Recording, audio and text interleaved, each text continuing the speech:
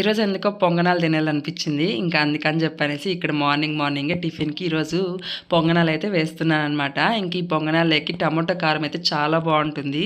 ఇంకా ఆ కారం అయితే మా అమ్మే చేసేసింది. ఇంక ఇక్కడొచ్చేసి నేనైతే అట్లా మంచిగా పొంగనాలైతే వేసేసాను. ఇంకా వాటినైతే పెట్టేసుకొని ఆ టమోటా కారం వేసుకొని తింటుంటే నిజంగా చాలా బావుంది టేస్ట్. మా అమ్మ అయితే మార్నింగ్ టిఫిన్ తినేసి ఇంకా బావి దగ్గరికైతే ఆవులు తోలుకొని వెళ్ళిపోయిందనమాట. ఇంకా ఆఫ్టర్‌నూన్ అయితే వస్తది.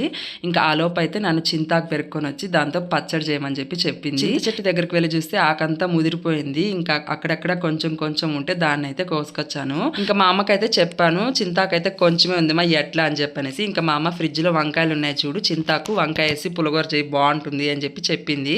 ఇంకా సరే అని చెప్పనేసి ఇంకా మా అమ్మ చెప్పినట్లు ఇక్కడ వంకాయలు టమోటాలు అన్నిటిని కట్ చేసేసుకొని ఆ వంకాయ చింతాకు పులిగూర అయితే చేస్తాను. వంకాయ పులిగూర అంతా తిరగబాత వేసేసి దాంట్లో వాటర్ పోసేసి ఒక పక్క అయితే పెట్టేశాను. ఇంకా దాంట్లోకి సంగటి చాలా బాగుంటుందని చెప్పనేసి ఇంకొక పక్క సంగటి అయితే చేస్తున్నాను. సంగటి అయితే రెడీ అయిపోయింది. ఇంకా పులిగూర కూడా ఉడికిపోయింది. ఇంకా దాన్ని వచ్చేసి ఆ పప్పు గుత్తి తీసేసుకొని బాగా ఎనిపేసుకున్నాను. ఉప్పు కారం సరిపోయిందా లేదా అని చెక్ చేశాను. టేస్ట్ అయితే చాలా బాగా వచ్చింది. ఇంకా అట్లా సంగటి చింతాకు వంకాయ పులిగూర వేసేసుకొని పిల్లలకి పెట్టి తర్వాత నేను కూడా